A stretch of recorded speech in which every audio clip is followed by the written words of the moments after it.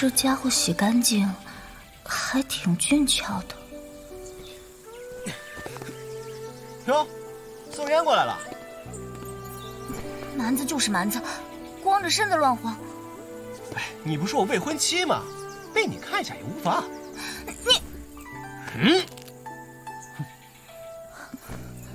嘿嘿，好了好了，不逗你了。哎，你拿的什么啊？厨房做的小吃。我吃不了就给你拿过来了。感谢投喂。我正好有事情想问你。过来坐。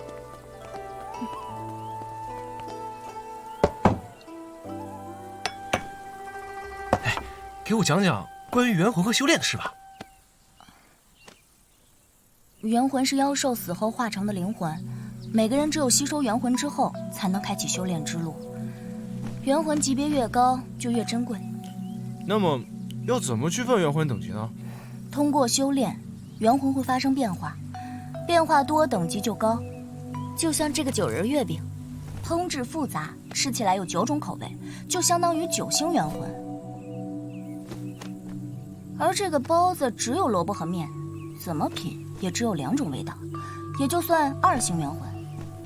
有几种变化就是几星元魂是吧？嗯。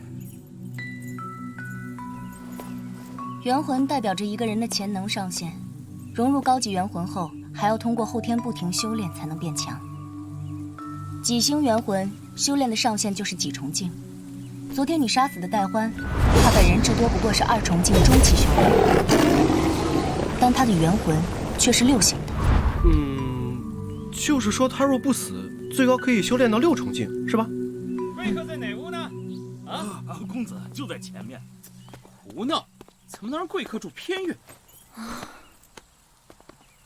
兄台大老远而来，实在是照顾不周啊！您好，您是？这是上林宋家副家主的大公子宋天泽。哎，什么大公子不大公子的，叫我天泽就好了。听说你是嫣儿的未婚夫，怎么称呼呀？王胜。王胜，好，我记住了。这位王兄弟的事，我怎么没听说过？是总家大长老安排的？是我父亲之前安排的。